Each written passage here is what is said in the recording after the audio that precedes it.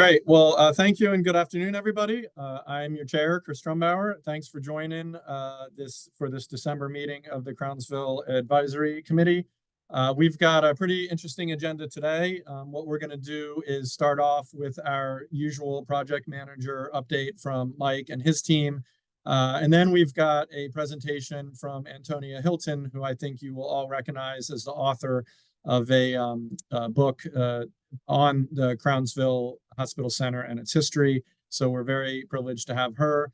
Then we're going to get into our subcommittee updates, and then I have a couple announcements, and then we'll talk about where we go from here in the new year, which, believe it or not, is 2024. So with that, I will ask Mike to take it away for the project manager update. Thank you, Chris. Is my audio coming through okay? Loud and clear. Great, thank you. Good afternoon, everyone. Give a quick update what we've done since the last meeting. A lot more tours. I think we're mostly up to speed with all the committees and subcommittees. There may be one or two more out there that we're trying to pin down a tour date, but I think for most folks, we've given an opportunity to get out there and see the property. Our on-site investigations are continuing.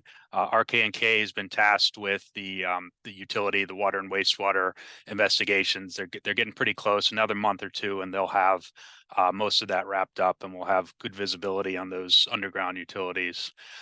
We've been in conversations with Maryland Historic Trust a couple months now, trying to pin down a date to meet with them.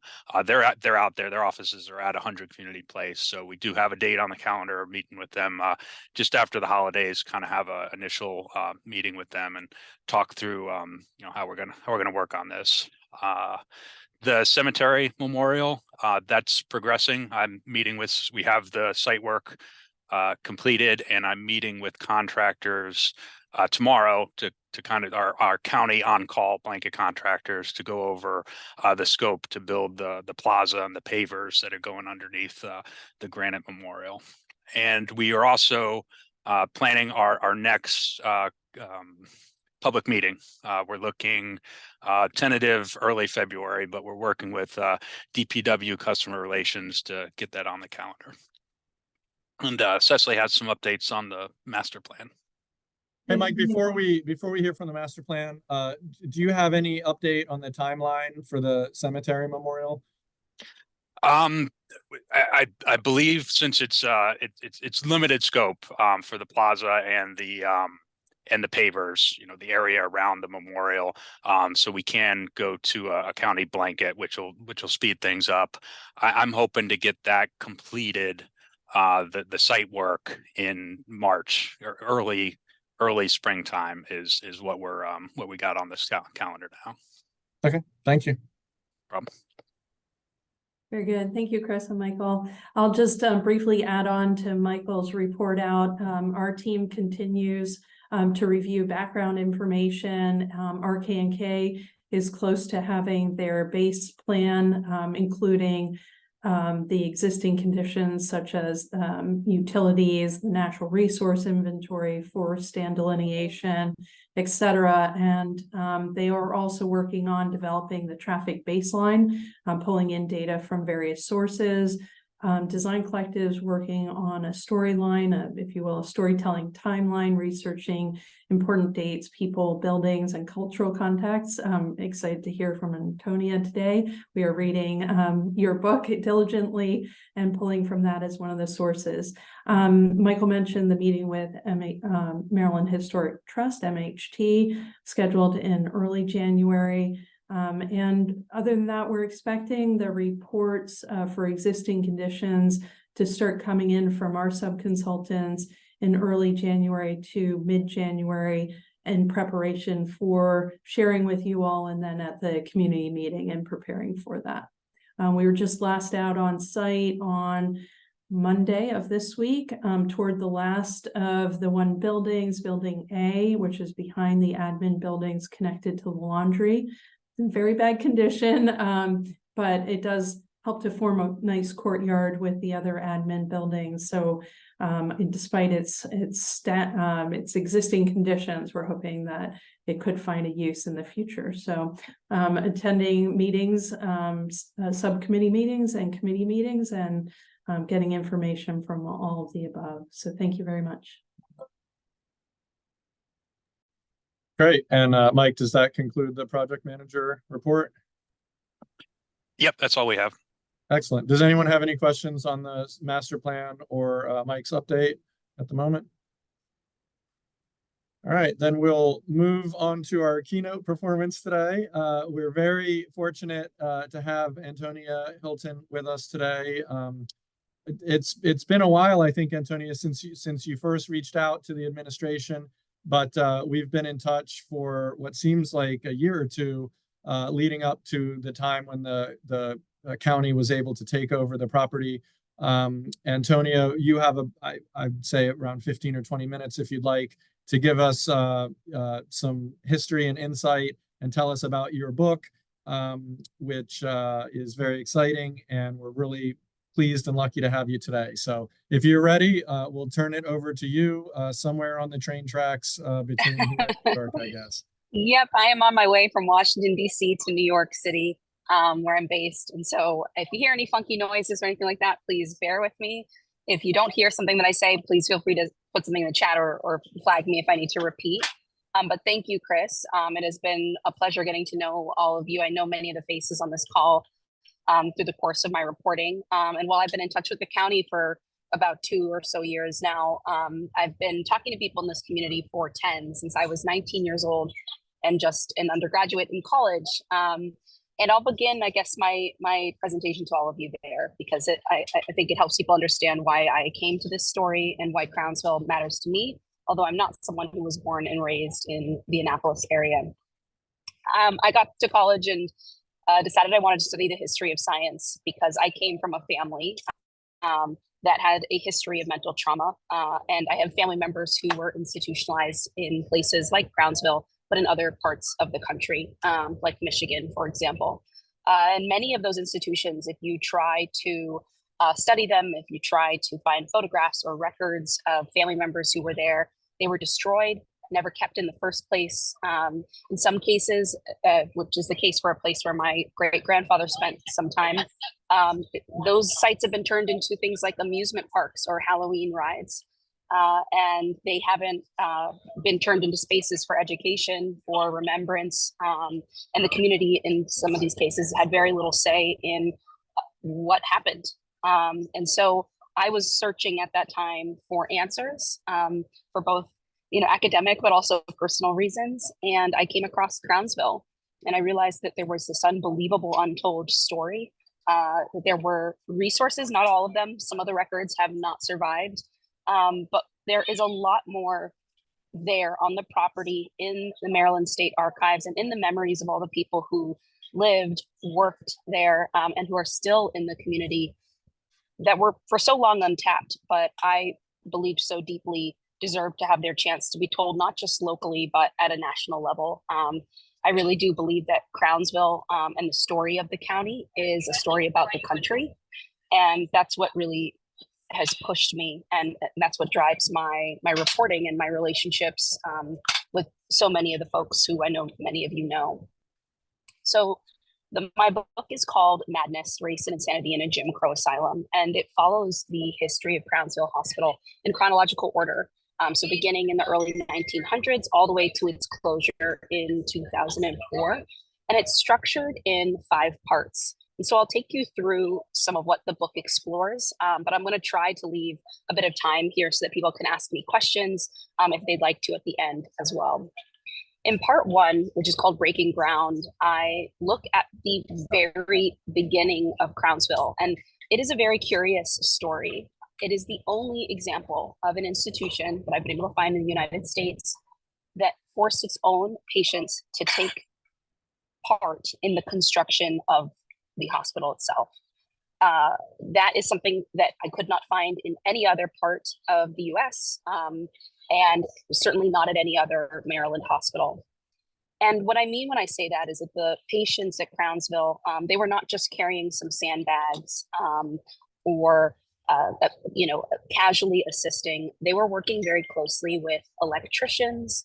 They were working very closely with contractors, and they were part of every step. It began with 12 men brought into the woods near Bacon Ridge, and over the months, more and more people were continuously brought in.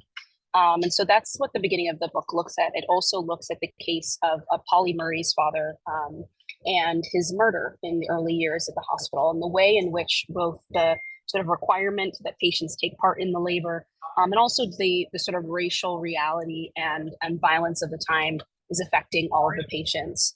I then examine some of the early hospital records that are in the Maryland State Archives and look at some of the ways in which the hospital reflected what mental health treatment looked like everywhere at the time, and some of the ways in which the treatment of Crownsville's patients was unusual because of its status as this segregated institution. And then we step back and we look at the broader history of Annapolis and the what life has been like for Black citizens in the Annapolis area, and even in Maryland more broadly. And the way in which history is very interconnected with people's mental health outcomes and how their families do and feel and their ability to find safety and dignity in the US. In part two, I look a little bit more broadly at the community and its relationship with Crownsville. And that section of the book is called Fear and Fury, because as we get a little deeper into the 20th century, we start to see a lot of challenges at the hospital. It's chronically underfunded. There is violence and overcrowding, and the outside community around Arundel is starting to become very frustrated with the hospital. At times, people express some racialized views of the patients, and they talk about what's happening at the asylum, and they criticize it, often with sort of outsized attention to the challenges that Crownsville is facing, and a little less criticism for some of the white institutions. And there are writings, letters, and recollections from people who noticed that discrepancy and were really struggling to manage the hospital while battling outside perception. And so we start to look at that outside perception, at the attempts to start to ask questions and investigate what's happening there, both from local reporters, from volunteers, and families who are affected by the institution. Part three looks much more closely at integration. So in the 50s, some of the very first Black employees start to get the opportunity to work at Crownsville. I assume all of you know this, but if you didn't, for much of the 20th century, the rule was basically white doctors, white attendants, white orderlies only, and all the patients were Black. That starts to shift in the 50s as a small clique of Black employees begin to work there. They're shocked by what they find, and they try to do what they can to bring some additional humanity and dignity to the place. But it creates this interesting power structure of white doctors and nurses who have been there for a long time and have the experience and feel they have some ownership over the place. New Black employees who feel they know the patients better because some of them are family members or cousins, or they rode the bus to school with people that they're now taking care of, right? And then the patient, sort of at the bottom of the power structure of the totem pole, whose voices there are not, and their stories are not often told, and they often describe struggling to share their perspective and to get the care that they want, no matter which kind of employee they're working with. And so we look at the complexity of all of that. And then in part four, which is called Black Power and Pathology, we look at Crownsville in the broader United States context, because as we get deeper into the 20th century, there starts to be this fascinating period in which more Americans are talking about mental health and mental illness. There is a lot of it reflected in media like One Flew Over the Cuckoo's Nest, or films like Psycho. And so people are talking about these issues, drugs become available. And so there's this idea in the US that we're going to be more sympathetic to patients. We're going to start bringing them home. We even have stories of patients like in One Flew Over the Cuckoo's Nest who are heroes, right? But we find that Black patients, like the ones at Crownsville, are in some ways excluded from that narrative. So while people are talking about bringing patients home, they're less excited about bringing Black patients home. And there's some resistance and friction. And at the same time, Black communities are starting to demand more of the United States. They're going to protest and fight for their civil rights. They're demanding changes in Maryland and abroad. And so you start to see the backlash to that I know everyone on this call would be familiar with, but it has impacts in the clinical setting too. And I look at everything from how those protests, the Vietnam War, impact patients and providers. I also, throughout these sections of the book, tell the story of one patient named Sonia King, who is still living in Odenton and has an amazing story, who I think the county should absolutely tap as all of this comes together, because she speaks so powerfully about advocating for herself and about the way in which she was taken care of by people at the hospital. And her case provides a really interesting view of both the wonderful things that came with integration and the hospital's realities and challenges. In the fifth section of the book, which is just called "Where Have All the Patients Gone?" I take a look at that question: where have all the patients gone? What has happened? As we get into the later period of the 20th century, the hospital starts to deinstitutionalize, and many people in both Crownsville and in all the other hospitals, they start to either be living out on the street, trying to integrate back into communities and clinics, or in some cases are brought into the criminal justice system.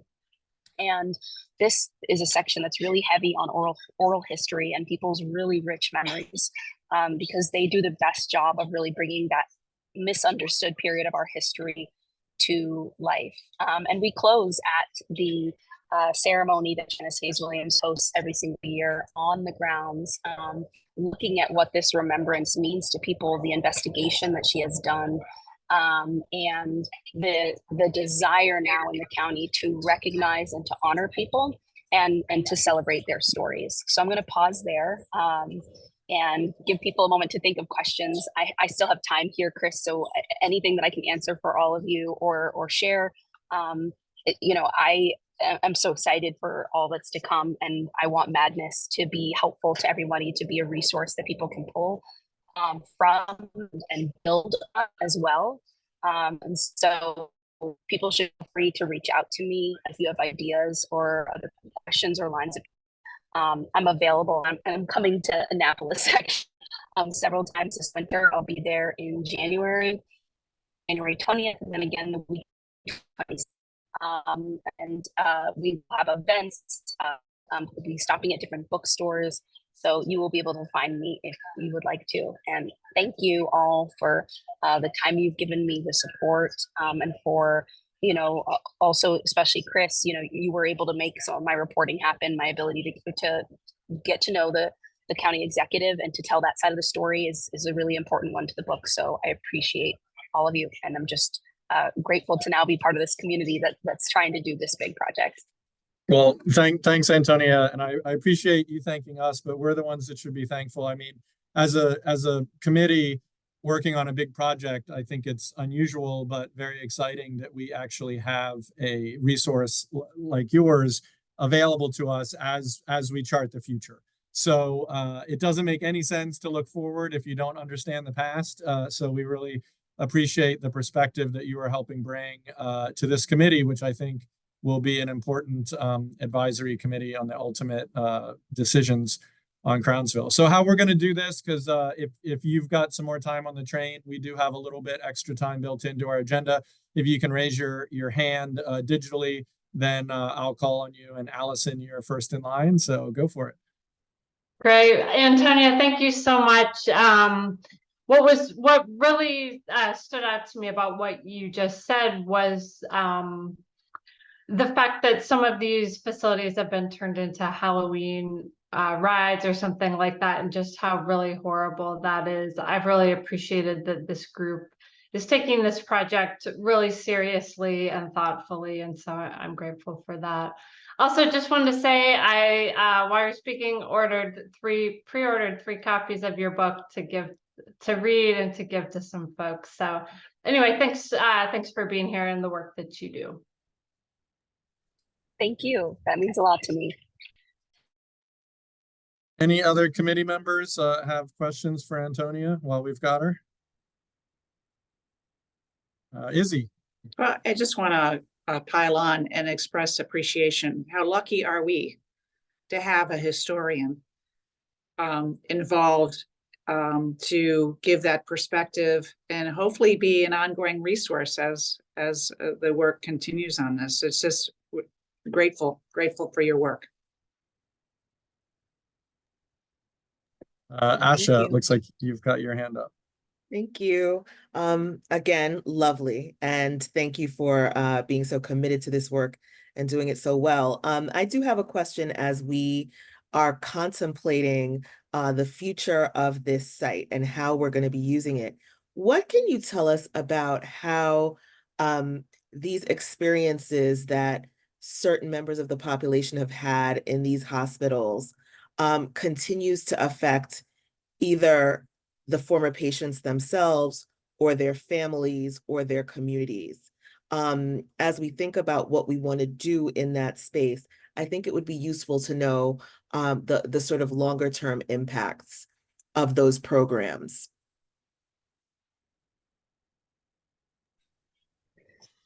When you speak to patients who are still living, for example, Sonia King, who is still active in the community, is a pastor, has recovered from her experience, there's a mixed story there, and every patient has their own picture of Crownsville.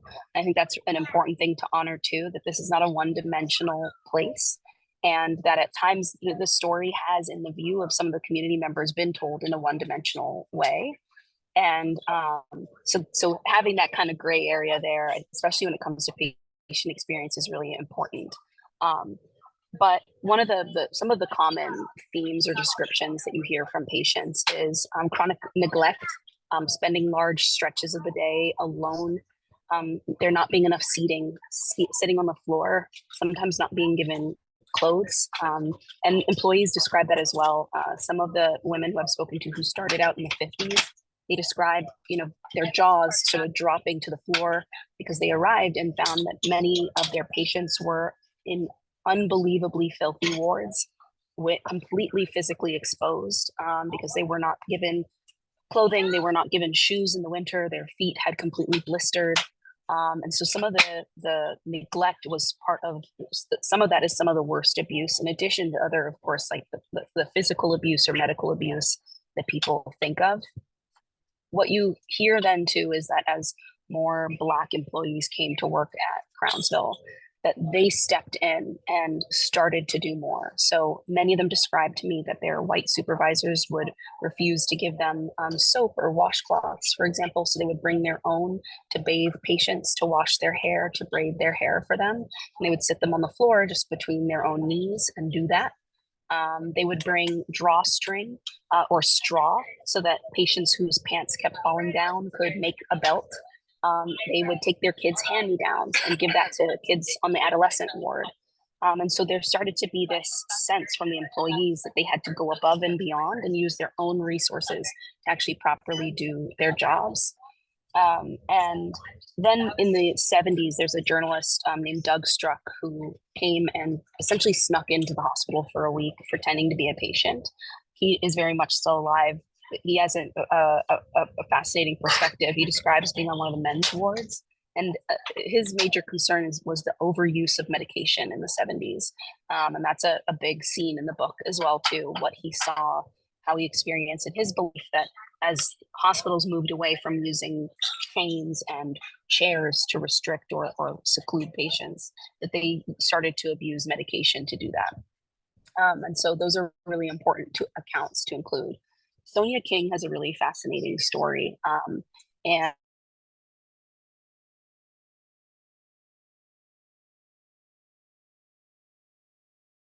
a lot. And what she describes is, because she grew up with the people who worked at Crownsville, finding that she could actually talk to them about her trauma, her experiences, in a more intimate and authentic way than she would have with other kinds of doctors. And she thinks it's really a tragedy in some ways. Like, while she has a lot of criticisms of Crownsville and certainly did not think that it was a perfect place by anything, by any means, she describes how she does think that her life was saved by the fact that she was treated by people who looked like and understood her. And then she thinks it's a shame that right now the system we have leaves people with not enough beds, not enough resources, but because of the lack of diversity in the field, it is extremely rare for patients who are of color or are immigrants or frankly, just anyone who is not a white straight person to be treated by somebody who might understand their experience. And so, you know, there's that kind of duality there of both the criticism and the horror, but also this glimpse at opportunity, a glimpse at diversity in the medical field, this moment in which a lot of Black Marylanders got their first professional jobs and salaries and were able to build middle-class homes in the county. And so there's those two stories there, and they don't really compete with each other. They kind of have to complement and live together.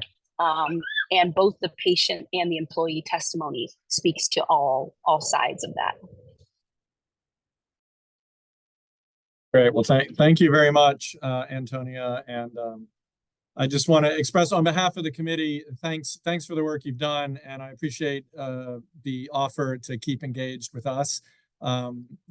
Fortunately or unfortunately for you, I think we'll take you up on that.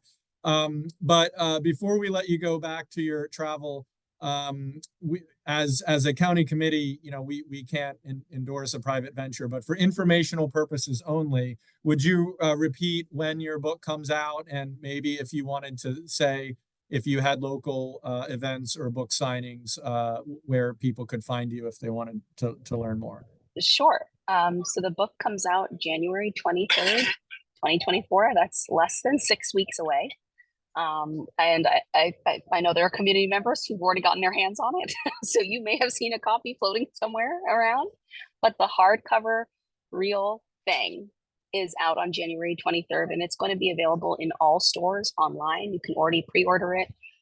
And several of those big box retailers and local stores, such as, you know, Park Books, they have committed to having those books ready to go immediately on the 23rd. So you won't be waiting days in the mail afterwards if you're interested.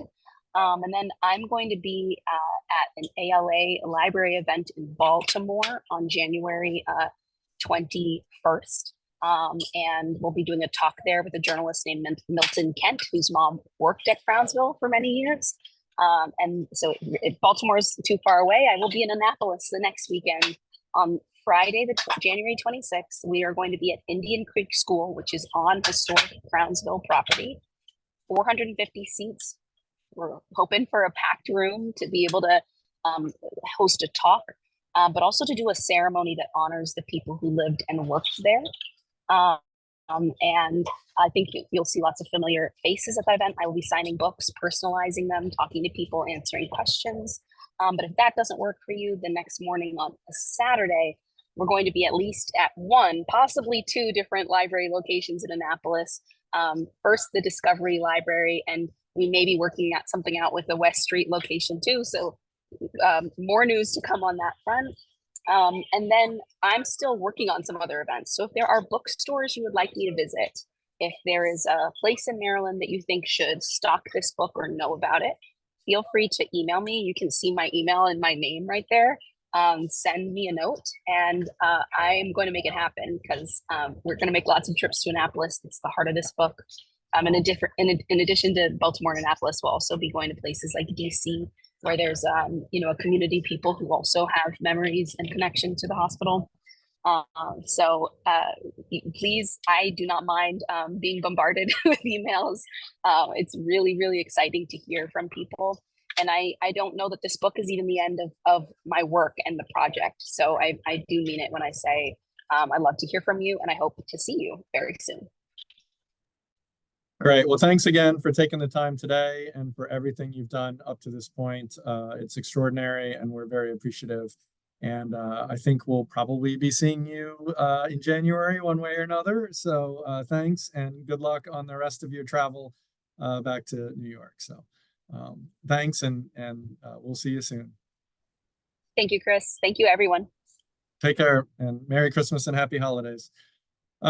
Okay, team. So what we're going to do next is we're going to move, I think, fairly expeditiously through the subcommittee updates. And we're just looking for some top-level updates on what you've accomplished since the last meeting, or things you're tackling. And then after each of our subcommittee updates, we're going to talk about where we go from here next year. And I will preface that by saying I think we will be looking for some more involved subcommittee presentations, because that's where a lot of the work is going to be done. But for now, let's hear what you've been up to since we met in November, and we'll go according to the agenda. So we've got Mr. Scott Himes giving us the Rec and Parks update, if you wouldn't mind, Scott. Hello, everyone. Make sure everybody hear me okay there, Chris? Yep, loud and clear. Awesome, awesome. Well, that was very enlightening, and it's great to hear about the book. I can't wait to read it. We had a nice meeting, and I think we are, as we did get a chance to tour along with Michael, and that was wonderful. We were able to go into one of the buildings that I like to call the hashtag building. And we were able to set ourselves up for the very next meeting, which we'll be doing our visioning and try to figure out what possible needs could be there for the first step, what the needs are and what we can do there, or the priorities are. I did create a drone video off property. I flew over it and took a video of a good part of the property. And I do have that to share if needed for the committee. But we are very excited. I think I have such a great team. So I think that time will unveil a lot of great ideas, and looking forward to hearing and seeing the public input also eventually. So Merry Christmas, everyone, and Happy New Year and Happy Hanukkah. Great. Thank you, Scott. And now we'll ask Jackie Alsop for the cultural history update.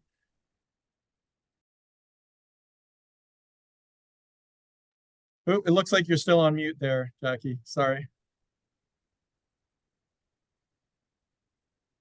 Maybe we can unmute you from here. Hannah can, oh, there you go.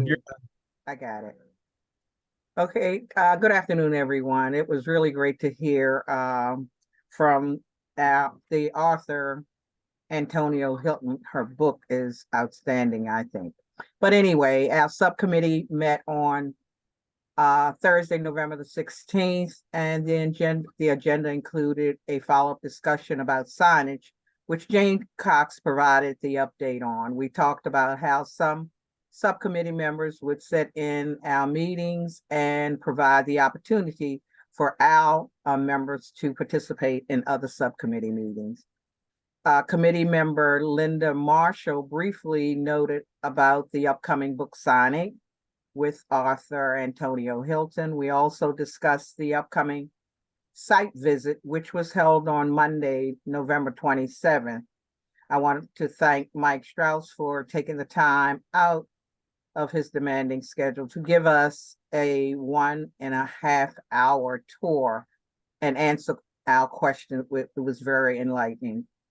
We have our December subcommittee meeting later today, where we will have the design collection and traceries introduce themselves to our subcommittee and have an informal dialogue. Sorry. Thank you. Great. Thank you, Jackie. And next we'll move on to Pam Brown. Will give us the Health and Wellness Committee update, please. Good afternoon, everyone. First of all, we've added 3 members, one of them a Crownsville resident, so we're excited about that. We were lucky enough to meet with Michael and Cecily from the Design Collective and had a very lively discussion about the work, and especially about how both the committee and the team will collaborate going forward. I think it was very helpful when Cecily explained the technical role versus the committee role. And we also reviewed our charge, and we were very clear that we are giving guidance. We're not making decisions, but we're giving guidance to this work. I think that's really important. Next month, we are diving into needs. I've pulled together a fair amount of information around needs generally in the county, but also looking at some of the barriers related to a site like Crownsville and what would be appropriate. And then I think thirdly, we're a very collaborative group. We're very focused on healing. So with existing tenants and with some of the other things that are happening, are there collaborations that could be built between the various tenants who are there or will be there, and the various services that are going to be happening. So really very good discussion, very lively and earnest committee, and it goes very well with having Antonia here this morning. It's easy if you Google her, you can go immediately to her book site on Amazon. So it's going to be a pleasure to read that. It was lovely to have her here. And that's it. Thank you. Excellent. Thanks, Pam. And then finally, Allison will close us out on the infrastructure committee update.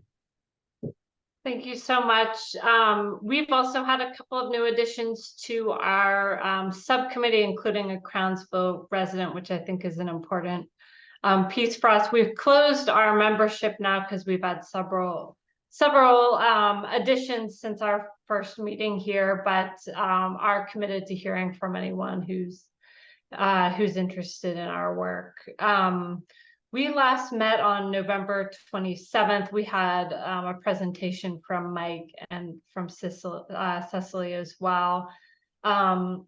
We also had received a request at that meeting for us to provide support for a particular nonprofit who wanted to use one of the buildings there, and our response back to that was we need to see the whole picture before we make any particular recommendations. So we've deferred, plus we want to hear what the other subcommittees are thinking about who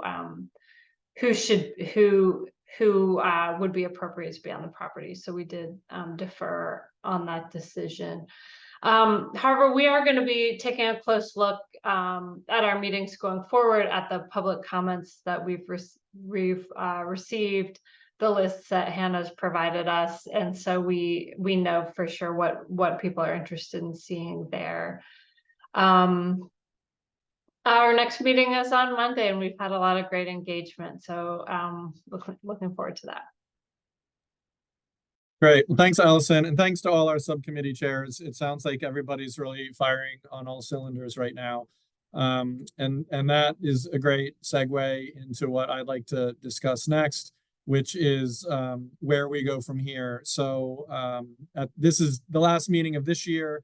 And we've scheduled up to now, knowing that what happens next would have been dependent on what we've done so far. So I've done some thinking on this, and I have a little bit of a scenario to lay out for you, and I'm interested in committee members' opinion on this. If there's a consensus, great. If not, we can take to email to figure things out. But up to this point, we had our initial meeting in person, and then we've had a few digital every month. I think that now that the subcommittees are established and really doing the work, and we've gotten most of the main kind of briefing style updates to the committee, and then we also obviously had the privilege today to hearing from Antonia. I think that we can go to an every other month schedule, at least for the next 6 months. And what I'd like to propose is that we meet in January in person again, just to get the band back together, and presumably we'll try and get the same room in Community Place, and we'll provide lunch again. And we'll have an update from the Rec and Parks team, meaning staff, not Scott's committee, but our Rec and Parks department, similar to how we had DPW give a utility update. And then I think the main event for January's meeting, I would like each of the 4 subcommittees to do a little bit more of an in-depth update of where they are at the moment, but more importantly, maybe set out or present a work plan of the next 6 months, because my hope is that by May or June at the latest, committees will be in position to give some preliminary recommendations or findings. Again, acknowledging that this is an effort that will continue for many years, and we know that we're not going to solve everything. But I think having the next 4 or 5 months to work in the subcommittees to come up with some initial recommendations would be really helpful. And why I want to do it on that timeline is because what we heard last month was that the master plan will really be sinking its teeth in, and looking to get a draft together, or at least an initial draft somewhere around, I think Cecily, kick me if I'm wrong, but next summer. So I would like our initial preliminary subcommittee recommendations to be incorporated and put out so that the master planning process can incorporate that in their initial draft. So that's kind of what I'm thinking. We can go to every other month. Maybe we'll do January in person.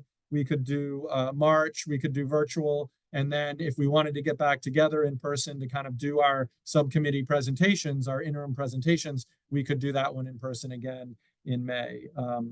And for the March agenda, I was thinking it might be time to have the project team give an update on where they are on the master plan process again. And we may have some other issues that pop up between now and then. I don't know, but we can certainly reserve space. So that's my pitch, and just wanted to see if people felt like that was a good, viable schedule. So you can nod, shake your head, you can do thumbs up, thumbs down, you can unmute yourself, or we've got a question from Delegate Schmidt, so let's take that one. Hey, Chris, thank you. I think it'd be great to meet in person. Would it be possible to do a Monday or Friday, as we'll be in legislative session during the middle of the day, Tuesday through Thursday? So if there's any possibility of moving that to a Monday or Friday to be able to accommodate the legislator, please let us know. That's a great suggestion. So one of the outcomes of today's meeting is I'm going to ask Hannah to work on scheduling.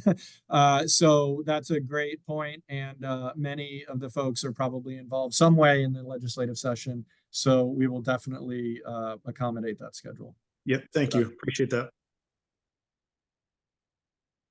Let's do it this way. Does anybody have any concerns or disagree with the general meeting schedule that I laid out? Excellent. Okay. Well then, we won't make a final decision today, because if you change your mind and think that's a terrible idea, you can email me or Hannah and we'll figure it out. But that made sense to us, and I think it makes sense to give the committee some time. And I'm looking forward to hearing, and maybe it will be helpful to you all to kind of present your work plan so that everybody can hear it and react. But I think the next 6 months are going to be really exciting, so I'm looking forward to it. All right, well, let's keep to the agenda. We will talk about the scheduling for future meetings in a second, but do we have any general comments or questions, anything related to the committee from committee members on the panel at this point? Hey, Chris, I just wanted to comment one thing. We were very fortunate to have Bob Agee on our committee, and he was bringing up the old, which I'm sure you remember, the old report that KCI did originally. He said was like 700 pages or whatever. And we were very fortunate to have Cecily come and to speak with us over Zoom and talk over stuff. And I feel like I don't know where that sits and how it should be presented or is around, but it's certainly, Bob seems to think there's a lot of good information in there. Yeah, and I believe Mike, the consultant team, has access to that, if I'm not mistaken, or Cecily. Have you seen that older report? Well, it's the same firm. It's KCI did the recent building assessment, and I am Scott from the subcommittee meeting. I'm talking to them saying, hey, you've got it. It's been incorporated. You know, where is it? That sort of thing. So definitely good point. We want to track it down and make sure it's disseminated. Curious how much has happened degradation wise since then. It's pretty, yeah. But thank you. Okay, seeing no other hands on committee members at this point, since we do have a few minutes before we close, if there are any non-committee members that are attending, if they have a brief comment or question, I think, Hannah, they can signify by raising their hand, and then we can unmute them. I'll leave the technical aspect to you, but if there are any, go ahead. If there are any attendees that have a comment or a question, if you can make that known, we do have a couple minutes. And I'm not seeing anything from our attendees. Okay. So great. Okay. Okay, excellent. And just a general reminder, if folks may be watching this later, from the website link, but we do have the email address set up, and we do compile all public comments and questions. And we encourage people to go to the Crownsville web page on the county website. So one general announcement, I know that there has been a lot of activity and interest on the site, and I want to remind everybody, panelists and the public in general, that we are coordinating all access to the site through our central services department. So if you want to see something on the site or go in a building or check something out, please just don't show up on the site. Please make official inquiries, go through our central services department. Hannah and I can coordinate that if needed. But it is there are hazards and there are access issues, and we do want to make sure that we hold the line on that. So we'll do what we can to accommodate your request, but we need to run it through our process. So with that, I think the last order of business is just talking about that schedule. We heard from Delegate Smith a very good insight to accommodate the legislative session for the next few months. We had been, I think, generally meeting on Thursdays at midday. Is there any other specific big picture scheduling prohibitions that you want to make aware to the whole group? If not, I'll ask Hannah to follow up via email, and maybe we'll send out some options and try and get a consensus. But this is your chance to say absolutely not on Wednesdays, never, ever, ever, or something like that. And I guess because we already do have kind of the scheduling issue for those involved with the state legislature during session, if like earlier on Mondays or later, afternoon on Fridays are not good for someone, please let us know, either now or afterwards. Send me an email. Sounds good. All right. Well, we've conducted our meeting again within our hour time allotted. So congratulations, everybody. I know, like me, you were really interested to hear from Antonia, and I have a feeling one way or another, a copy of her book will end up in our hands. So that will be something to look forward to, and we'll probably get a chance to interact with her again in the future. So that concludes our December meeting.